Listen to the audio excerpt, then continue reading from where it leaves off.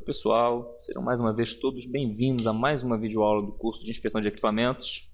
Como todos sabem bem, meu nome é Rafael, estamos dando início aqui à nossa nona videoaula do curso de desenho técnico industrial. Nossa 10ª aula, né? Realmente 10ª. São tantas aulas que a gente quer se perder de vista aqui. Bom, então nessa nossa 10ª videoaula, do curso, nós vamos tratar ainda de cotagens, só que agora de uma forma mais específica. Nós vamos falar sobre as cotagens especiais, São as cotagens aí que são utilizadas em determinados casos específicos, que são necessários também para o nossa interpretação de desenho, Então, sem mais delongas, acompanhem comigo a apresentação. Bom, vamos lá. Cotagem de elementos em arcos de circunferência é nosso primeiro sistema de cotagem especial. A cotagem de elementos em arcos de circunferência é feita geralmente por meio da medida de seus raios, certo? A maneira de cotar os elementos em arcos de circunferência varia conforme as características da peça. Certo? Temos aqui um desenho em escala de 1 para 1, certo? Temos esse semicírculo aqui e o raio dele é 7, então ele é representado dessa forma, com essa linha de chamada aqui. Essa peça tem um elemento arredondado em forma de arco de circunferência, e a cotagem desse elemento é feita pela medida do raio, que é de 7 mm. E repare que ao lado da cota aparece a letra R, que é sigla de raio, simboliza o raio, R7, raio de 7 mm. Na peça, os raios dos arcos de circunferência são muito pequenos, e por isso sua indicação não foi feita dentro da vista. Então, foi necessário utilizar o que? Uma linha de chamada, que é essa linhazinha aqui, sobre a qual foi escrita a letra R de raio, e os raios dos arcos de circunferência dessa peça são, respectivamente, 2 mm, desse semicírculozinho aqui, desse rebaixo, 1,5 mm. Já na peça da direita, os centros dos arcos de circunferência não foram indicados no desenho técnico porque seus raios são muito grandes, certo? Então a letra R para o de fora, que é o maior, de 110, e o raio interno, que é de 100, certo? Nesse desenho, o centro do arco de circunferência encontra-se num ponto distante, certo? Localizado no eixo de simetria da peça, ou seja, daqui, centro do arco, seria aqui, e a distância do centro, a extremidade, é o raio, certo? Então é representado por essa linha de chamada, o R de raio e o valor do seu raio em milímetros, no caso que é 90, Bom, desenhos técnicos, dessa vez sem as cotas básicas, Geralmente isso acontece na representação de peças com partes arredondadas em suas extremidades. Essas peças devem ser cotadas de acordo com o seu modo de fabricação. Nesses casos, o importante é saber as cotas de centro dos raios e da localização das partes arredondadas, Há casos em que é possível dispensar a indicação de uma ou duas cotas básicas. E às vezes as 3 cotas básicas podem ser omitidas, no caso as cotas de altura, comprimento e largura. Vejamos esse caso aqui, desse suporte. Temos a dimensão aqui, dessa altura daqui até o rebaixo aqui. Temos aqui o arco, da circunferência, e a medida do que? Da altura da base até o centro do seu furo central ali, que é 20 centímetros, com a devida determinação do raio, que é 15, certo? Nesse desenho técnico não estão indicadas as cotas de comprimento, largura e altura. Largura, no caso, a altura total, que é daqui até aqui, certo? E de largura, de comprimento total, que seria nessa totalidade toda, certo? E tampouco a de largura, certo? As cotas ficam determinadas indiretamente pelo quê? Pela diferença de cotas, diferença matemática, numérica das cotas que foram apresentadas, certo? Bom, temos aqui, cotagem de elementos esféricos. A cotagem dos elementos esféricos é feita por meio da medida de seus diâmetros ou de seus raios, certo? Temos aqui uma esfera, em cujo diâmetro, ou seja, o dobro do raio, é representado da seguinte forma. Esse símbolozinho aqui, que é de diâmetro, escrito ESF, que é sigla de esfera, e 12, que é o valor numérico desse diâmetro. No caso, é uma esfera de 12 milímetros de diâmetro. Elementos esféricos podem ser cotados pela medida de seus raios também, certo? Afinal de contas, temos essa peça que sofreu uma seção, né? Uma secção, um corte. E aqui nós temos esse arco, certo? Que, se você reparar, ele pode ser representado aqui como se fosse um semicírculo. E nesse semicírculo nós temos o que? A distância do centro à periferia, que é o raio, certo? Então temos aqui R de raio, né? Diferente daquele símbolo de diâmetro, de uma esfera de 18 milímetros. Ou seja, esse raio dessa esfera possui 18 milímetros, certo? Essa peça, representada em corte, tem dois elementos esféricos, né? Um de fora, ó, que é 115 milímetros, e o interno, que é de 18, certo? Bom, cotagem em espaços reduzidos. Bom, às vezes os elementos representados no desenho técnico são muito pequenos e o espaço para indicação da cotagem é muito reduzido, certo? Nesses casos é impossível representar as cotas de maneira normal. Assim, as linhas de cota devem aparecer fora dos espaços. Ou seja, se você não tem como cotar aqui do jeito padrão que a gente estava vendo, a gente tem que fazer o quê? Alongarmos as linhas, né, de demarcação de centro, de delimitação de dimensão, e mais afastado da peça fazer a marcação aqui do lado de fora, ó, onde cabe a presença. Note que as linhas de cotas são interligadas por linhas contínuas estreitas, ó, esses dois pares de linhazinhas aqui. As setas nas extremidades das linhas de cota tocam as linhas auxiliares de cota. Já as cotas podem ser indicadas dentro dos espaços quando couberem ou fora, para facilitar sua visualização.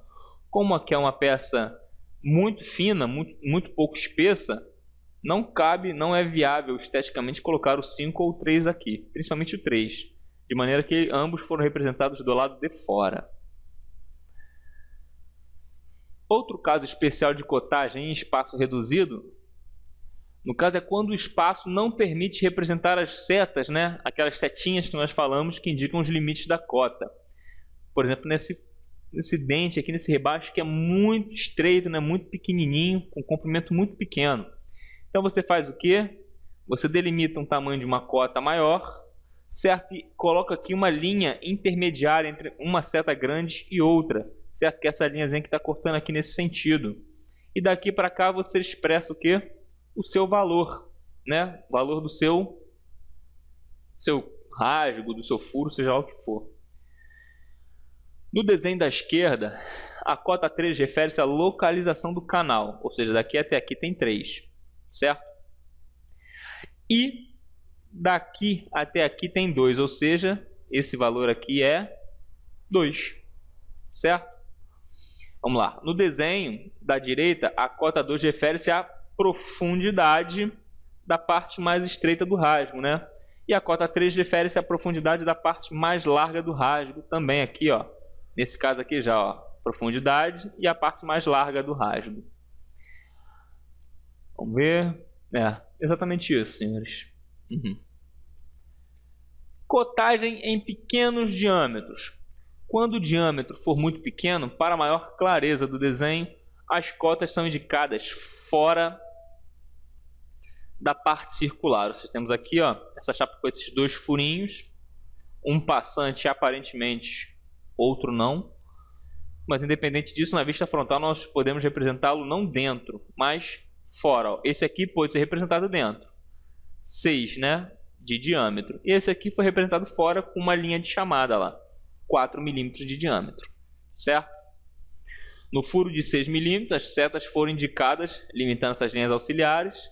E no de 4, ela veio acompanhada do símbolo indicativo, né, com a linha de chamada.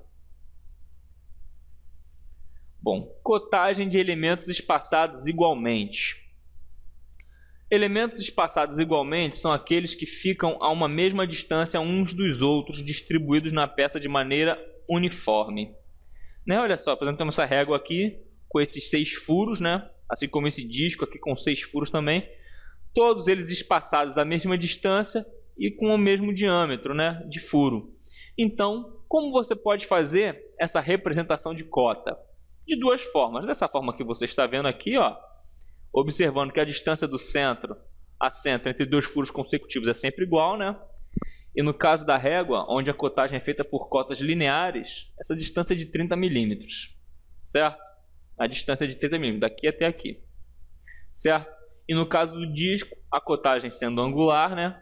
E a distância entre os centros é 60 graus. Ou seja, desse centro a esse, tem 60 graus, assim como esse, e assim sucessivamente.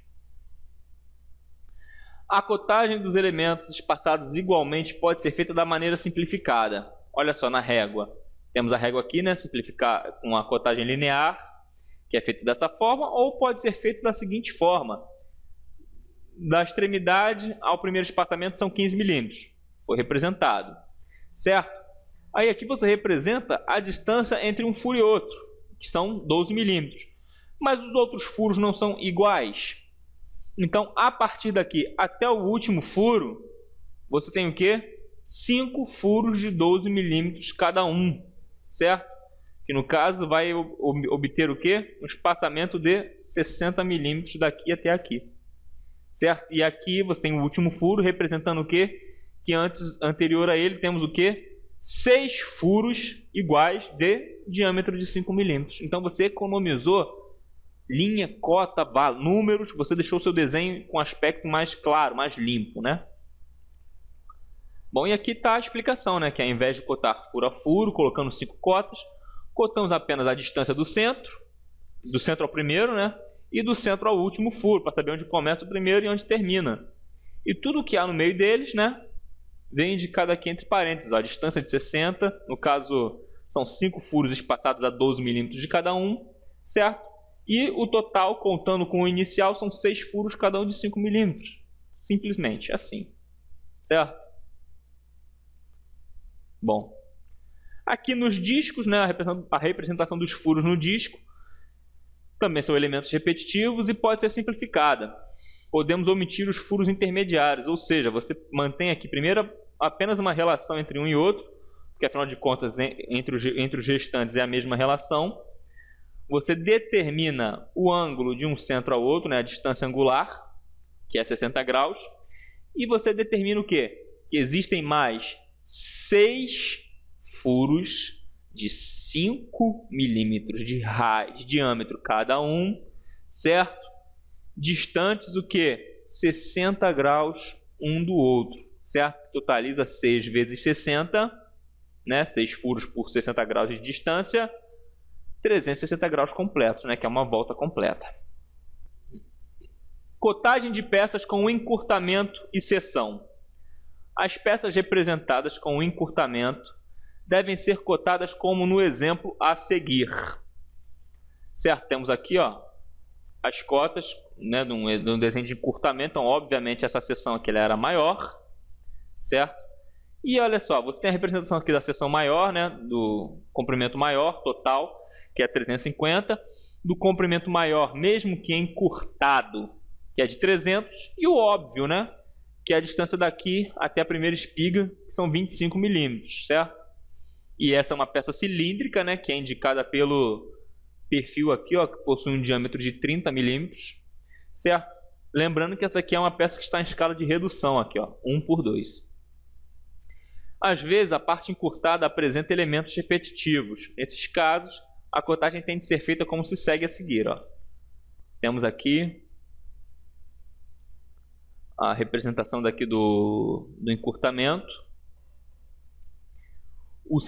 a sua altura, a distância entre o primeiro furo e a sua extremidade e a distância entre um furo e outro, ó, centro de um furo e outro centro. Então nós sabemos que aqui, embora tenham sido apresentados somente 6 furos, nós temos 20 furos, na verdade, cada um de 6 milímetros de diâmetro, certo? E aqui os devidos espaçamentos, ó, de uma extremidade ao primeiro são 15 milímetros, certo? E entre o primeiro e os outros 18 furos, né, temos aqui um espaçamento de 342, que é o resultado desse produto aqui, ó, certo? E mais 15 milímetros daqui, mais 15 milímetros para cá, formamos 30, né? 342 mais esses dois afastamentos que juntos totalizam 30, 372. Há peças que são representadas com encurtamento e seção. Vamos lá, né? Agora vamos ver peças que utilizam encurtamento e seção. Vamos lá, aqui ó, nós temos uma peça que foi seccionada, certo? E também sofreu um encurtamento. Aqui você vai expressar a distância entre a extremidade e o centro desse primeiro furo, que é 10. Aqui, dessa forma assim, ó, fica indicada o que? O diâmetro desse furo, que é 5 milímetros, certo? Como podemos ver aqui, ó, é uma seção representada dentro da vista, né? Que te confere o que? Te dizer que é a espessura da seção que coincide com a espessura da peça, né? Que é 6 milímetros. Temos aqui o que? A altura da peça, que é 19, o seu comprimento total, que é 200, e o seu comprimento parcial, que é de um furo a outro, que é 180. Então, nós já sabemos que a distância remanescente, a distância restante, para cada lado é 10 milímetros, do centro do furo às extremidades, certo? E escala real, né? Escala de 1 por 1, certo? E esse trecho aqui simplesmente explica isso que eu acabei de detalhar aos senhores. Cotagem de peças com partes oblíquas agora, né? Quando a peça tem faces ou elementos oblíquos, o ajuste do dispositivo usado para executar uma superfície oblíqua depende do quê? Do ângulo de inclinação dessa superfície. E o que é ângulo de inclinação? É o ângulo formado pelo encontro da superfície oblíqua com um plano paralelo ao plano de base, ou seja, você determina um plano paralelo aqui perfeitamente ao plano de base, certo? E compara ele com o plano oblíquo. Esse ângulozinho aqui é o nosso ângulo de inclinação, certo?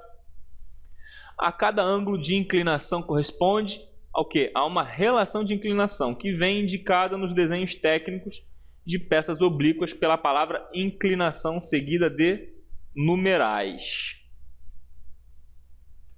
Temos um exemplo aqui, ó. A parte aqui, ó, maior é 25 e a inclinação é de 1 para 5, né, com um comprimento de 50.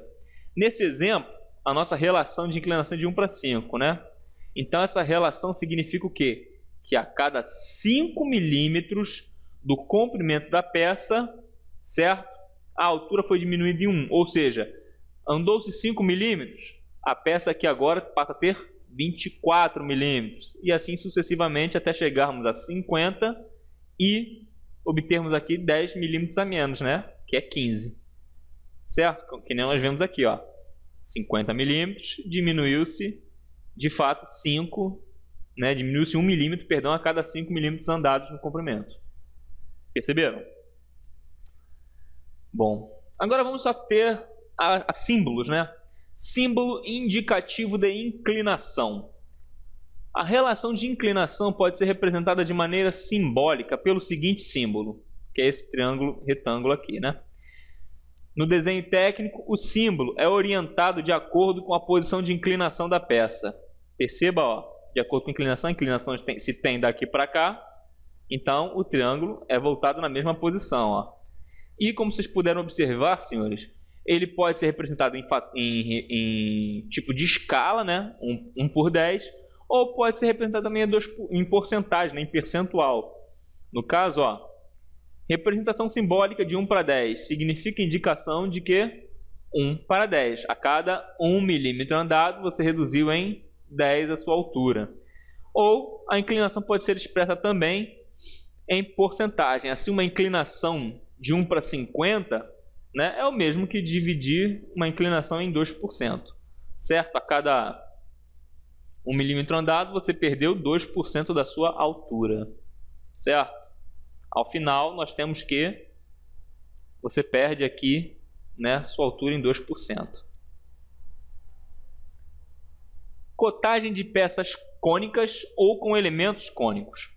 A relação de conicidade vem indicada pela palavra conicidade, seguida de numerais, sobre uma linha de chamada, né? Essa linha de chamada aqui. O numeral que vem antes dos dois pontos é sempre 1, certo? É sempre 1, que a cada um movimento você tem x consequências, né? No exemplo, a relação de conicidade é de 1:20, que lê-se 1/20, 1/20, tanto faz, senhores. Em desenho técnico, com indicação de conicidade, apenas o diâmetro maior aparece cotado, certo? No caso, se a conicidade é daqui para cá, esse fica sendo o maior diâmetro, que por sua vez é o único a ser representado, certo? A conicidade é de 1/20, ou seja, a cada 20 milímetros caminhados no comprimento, você tem 1 milímetro de altura reduzido, certo? Símbolo indicativo de conicidade. O símbolo indicativo de conicidade tem a seguinte forma, que é esse triângulozinho aqui, ó, né? Isósceles deitado. A posição do símbolo no desenho técnico também depende da inclinação. Se a inclinação se tem daqui para cá, triângulozinho voltado para cá. Se a posição fosse contrária, o triângulo também deveria estar ao contrário, certo? Ângulo de inclinação em peças cônicas. A cada relação de conicidade corresponde a um determinado ângulo de inclinação normal. O ângulo de inclinação equivale à metade do ângulo do cone. Ou seja, temos aqui uma peça, né, cônica, né, de perfil cônico. Se o centro dela é determinado aqui e todo ele equivale a 30 graus, se o ângulo de inclinação equivale a metade, porque afinal de contas estamos tratando apenas de uma reta aqui, porque a outra é igual, metade de 30, 15 graus, certo? Então, essa relação aqui, que é o ângulo de inclinação em peças cônicas, certo? A sua inclinação, no final das contas, não é 30 graus, é a metade dessa junção aqui, certo? Que seria 15 graus. Na prática, a indicação da cota do ângulo do cone é dispensável. Já a identificação do ângulo de inclinação é necessária para ajustar a posição das ferramentas que executam a inclinação da peça. Vamos falar agora sobre sistemas de cotagem. São vários estilos de cotagem, né? De tipos de cotagem. Cotagem em cadeia é a primeira delas. Observe a vista frontal de uma peça cilíndrica formada por várias partes com diâmetros diferentes. Ó, perceba aqui, ó, daqui para cá você tem 25, daqui para cá você tem 30, aqui 12, 28 e 25.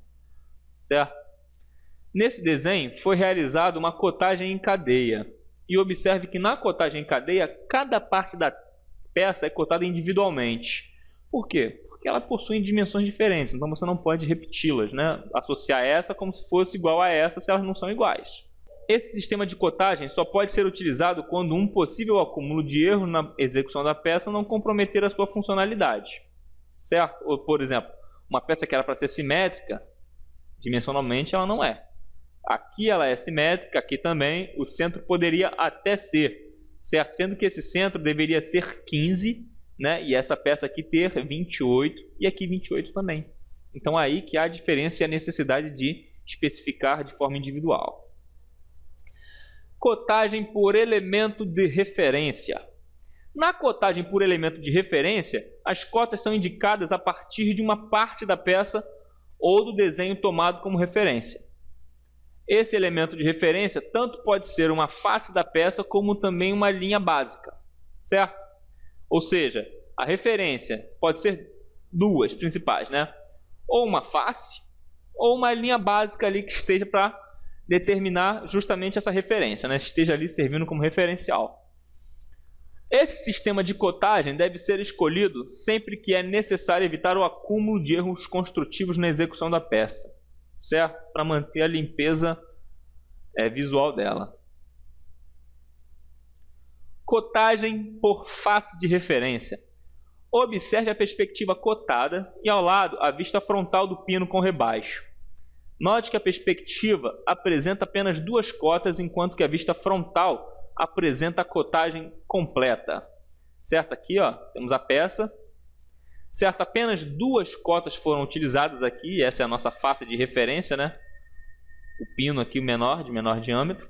Certo? E a distância entre ele, que é a nossa referência, ao maior, 45 milímetros. Entre ele e o intermediário, 35. Já na sua vista frontal, você já tem a representação de todas as medidas, bem como de todos os diâmetros, desde o menor, que é o nosso que possui nossa face de referência, até o maior, certo? A extremidade do corpo do pino foi escolhida como face de referência, como se observa na perspectiva, e a partir desta face de referência foram indicadas as cotas 35 e 45. Cotagem por linha básica. Na cotagem por linhas básicas, as medidas da peça são indicadas a partir de linhas. Nessas linhas, que podem ser linhas de simetria, linhas de centro de elementos ou qualquer outra linha que facilite a interpretação dos procedimentos construtivos da peça. É importante saber que a expressão linha básica não aparece no desenho. Aqui está escrito, senhores, simplesmente para melhor instruí-los, certo? Mas ela não aparece. E aqui, a partir da linha básica, que nesse caso é a linha de centro do furo, né, que seria o nosso eixo de simetria nesse caso, a partir dela tudo é medido. Então, uma peça de uma complexidade como essa aqui, 30 ao centro, mais 13 até do centro à extremidade. Então, nós sabemos que nesse trecho aqui possuímos 43 milímetros. Aqui, como é uma peça irregular, já possuímos 21 mais 19, que é 40. E por aí sucessivamente, sempre em relação a linhas básicas de medidas, né? Linhas que servem de base, de referência. Bom, formas de cotagem a partir de elementos de referência. Quando a cotagem da peça é feita por elemento de referência, as cotas podem ser indicadas de duas maneiras: por cotagem em paralelo e por cotagem aditiva. Né? Vamos lá, cotagem em paralelo é quando nós temos um caso desse aqui, certo? E nós temos que, da primeira ao centro, da extremidade ao centro, nós temos que tem 8 milímetros. E com base ainda no centro, nós temos que do centro à segunda temos 18 milímetros, ou seja, a distância entre, certo, esse furo e esse aqui são 10 milímetros, certo? Do canto, da extremidade ao terceiro ponto são 34 milímetros. Então sabemos que a distância entre este furo e este furo, em termos de centro, são 16 milímetros, né? Que é resultado da subtração de 34 e 18. E assim sucessivamente, né? No caso, daqui até aqui, nós temos uma diferença de 22 milímetros e por aí você tem a sua determinação paralela, né? Paralela do seu desenho. Observe que as linhas de cota estão dispostas em paralelo umas em relação às outras. Por isso, cotagem em paralelo. Certo? Cotagem aditiva. Esse tipo de cotagem pode ser usado quando houver limitação de espaço e desde que não cause dificuldades na interpretação do desenho. Veja a mesma placa com 6 furos que você estudou cotada em paralelo, agora com ampliação de cotagem aditiva. Certo? Nós temos aqui, ó, 0, daqui até aqui, lembra que foram 8? Daqui até aqui, agora a cotagem está marcando 18, ou seja, daqui até aqui, uma distância de 18 milímetros, embora daqui até aqui sejam apenas 10, que é a subtração, né, de um furo pelo outro. Então, resumindo, nós temos o quê? Que se você quer a distância entre o marco zero aqui, que é a nossa extremidade de referência, até um ponto, basta a diferença, né, entre o valor dele e zero. 34 menos 0, 34. 18 menos 0, 18. Mas se você quer saber a distância entre um ponto e outro, é simplesmente subtraindo a distância do marco zero ao centro de um ponto pela distância ao marco zero do outro, né? No caso aqui, ó, se eu quero a distância entre o 18 e o 44, como eu faço isso? Simplesmente 44 menos 18, né? Que nós vamos ter aí, se eu não me engano, 26 milímetros de distância entre esse furo e esse. Isso é uma cotagem aditiva, senhores. Cotagem por coordenadas. Na cotagem por coordenadas, ao invés das cotas virem indicadas no desenho, elas são indicadas numa tabela próxima ao desenho. Os elementos da peça são identificados por números. E a interpretação das cotas relacionadas a estes números Na tabela, permite deduzir sua localização, o tamanho e a forma dos elementos, certo? Então temos aqui, ó, uma placa com furos, né, distribuídos a esmo, em qualquer tipo de posição X, certo? Então temos aqui que é uma coordenada, né? Você vai utilizar aqui o formato cartesiano, né, o plano cartesiano, em que temos aqui o eixo Y representando a altura e o eixo X representando seu comprimento, né? Então temos aqui que o furo número 1 está representado a 8 milímetros de comprimento do ponto 0, que é esse ponto aqui, né? Tal como o eixo cartesiano, ou seja, 8 milímetros por 8 de altura, certo? Então temos aqui a determinação do centro do seu furo. E a partir do centro do furo nós temos que ele possui um diâmetro de 4 milímetros, certo? Então ele vai ser um furo situado nessa posição com 4 milímetros de diâmetro. E assim sucessivamente para cada furo desse que os senhores estão vendo, certo? E isso que eu ali expliquei está escrito aqui, né? Na cotagem por coordenadas, imagina-se a peça associada a dois eixos perpendiculares entre si, plano cartesiano. O ponto onde esses dois eixos se cruzam é o ponto 0, certo? Ou o ponto de origem, o ponto central do furo, que não aparece no desenho técnico, certo? E um eixo recebe o nome de X e o outro de Y, como você pode ver no desenho acima, né? Bom, e por fim, a cotagem combinada, né? Que dependendo das características da peça e do processo construtivo escolhido, para executá-la pode ser necessário usar mais de um sistema de cotagem ao mesmo tempo. Temos aqui uma peça com uma conicidade, né, tal que você tem aqui, ó, que o valor mínimo, né, o ponto mais fino, por assim dizer, menor em altura, equivale a 6 milímetros, e ele vai crescendo numa proporção, né, de 8, 10, 12, ou seja, a cada 10 milímetros de comprimento, né, nós temos um avanço de 2 milímetros na altura. Então você tem aqui a determinação de que são 10, certo? 10 milímetros vezes 8 trechos desse aqui que atinge 80 milímetros e morre em 14 milímetros, né, culminando como o ponto mais alto, que é 14 milímetros, certo? Bom, senhores, e com isso encerramos aqui a nossa 10ª videoaula. Espero que esses esquemas, esses tipos, esses sistemas de cotagem, né, tenham ficado fixados na mente dos senhores. Sempre lembrando, eu nunca me canso de dizer, qualquer dúvida, revisem, estudem, só não fiquem com a dúvida. No mais, fiquem todos com Deus, até a próxima videoaula. Tchau, tchau.